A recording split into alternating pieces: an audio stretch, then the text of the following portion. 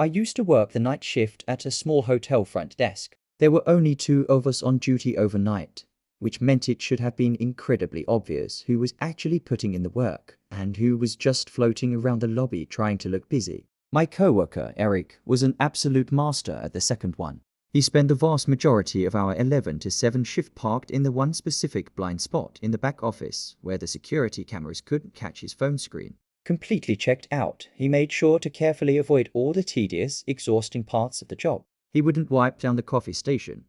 He wouldn't restock the heavy boxes of key cards, and he never touched the heavy chafing dishes for the morning breakfast setup. He left every single bit of that manual labor entirely to me. But the exact moment the clock hit 6:45 a.m., Eric would completely transform. As soon as our morning manager, Sarah, walked through the front doors, Eric would eagerly swoop in and corner her at the desk. He would launch into this elaborate, breathless briefing about how we had managed the night, how we handled a difficult guest, and how we made sure the lobby was pristine for the morning rush. He made himself sound completely indispensable, because Sarah only ever saw the clean lobby at the end of the shift. She genuinely believed he was a rock star employee, and Eric loved playing the role of the supervisor. The part that finally got to me, though, was the breakfast preparation. Part of our joint night checklist was ensuring the morning shift had everything ready, which included moving the massive plastic buckets of PI mixed waffle batter from the deep kitchen freezer into the front refrigerator. Because they were frozen rock solid, this had to happen at a specific time.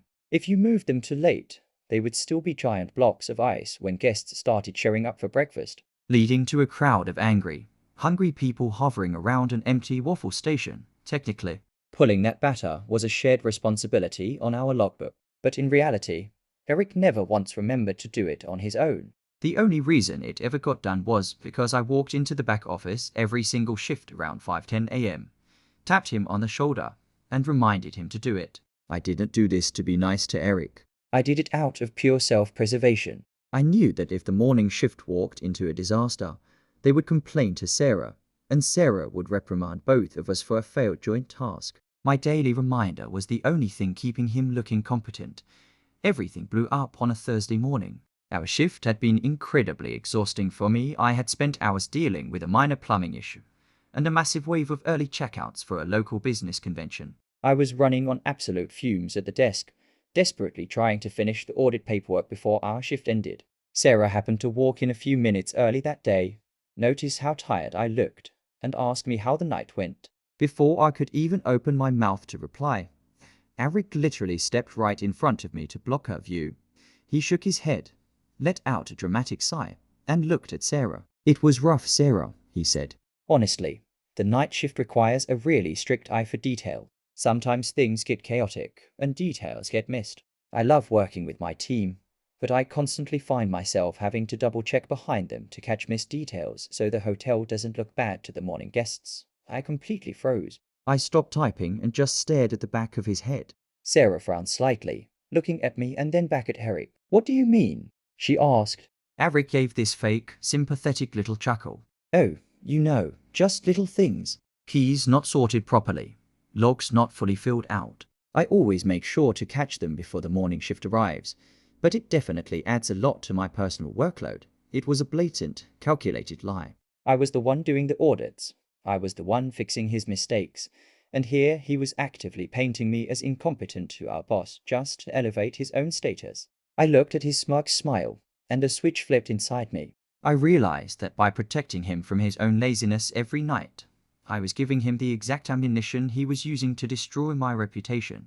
I didn't argue, and I didn't defend myself. I just packed my bag, smiled, and said, "Glad you're always watching my back, Eric. See you tomorrow." The very next shift, Eric walked in and immediately went straight to his usual hidden corner to scroll through his phone, completely oblivious. 5:10 a.m. arrived the exact minute I would normally break his trance and tell him to get the waffle batter. Instead of getting up, I just sat at the front desk. I took a slow sip of my coffee, and I did absolutely nothing. I handled my own specific tasks perfectly, making sure my paperwork was flawless and the keys were sorted down to the millimeter. But I did not say a single, solitary word to him about the kitchen or the freezer. At 6:00 a.m., the morning breakfast attendant, an older, no-nonsense woman named Martha, arrived. She walked past the desk, gave us a brief nod and went straight into the back kitchen to start the buffet. 10 minutes later, Eric finally emerged from his corner. He did his usual routine, grabbing a clipboard,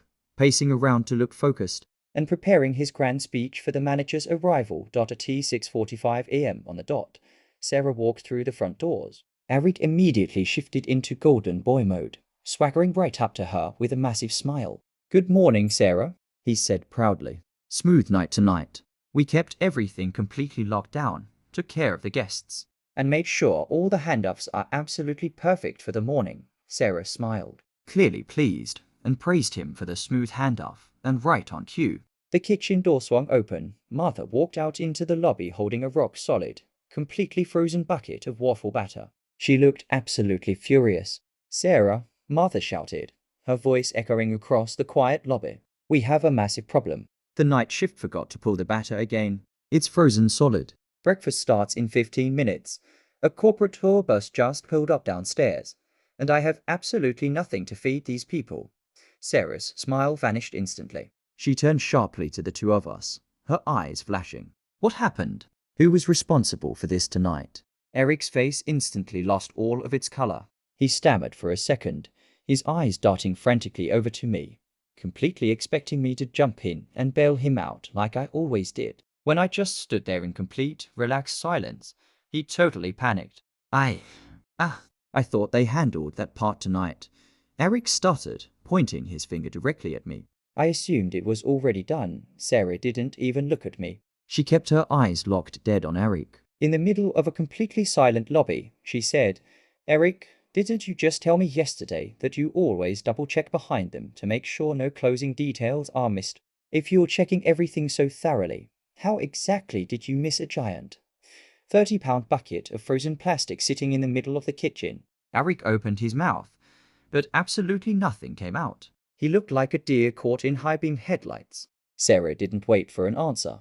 She turned to Martha to help her coordinate a backup plan with the dry pantry, then turned right back to Eric and ordered him straight into her office to review what exactly he did during his hours on the clock. He didn't get fired that day, but his golden boy status was permanently revoked. Sarah started pulling the historical security feeds, quickly realizing just how many hours he actually spent hiding in the back office corner. The best part of all was that Eric completely stopped acting like my supervisor in a name tag. He became remarkably quiet, never tried to take credit for my work again, and somehow, miraculously, he managed to remember the breakfast preparation all by himself every single night. Sometimes the best way to handle a toxic coworker isn't to fight them. It's simply to step out of the way and let them trip over their own laziness. If you enjoyed this story, leave a comment below about your worst coworker experience. Hit the like button and subscribe for more daily workplace drama. See you in the next video.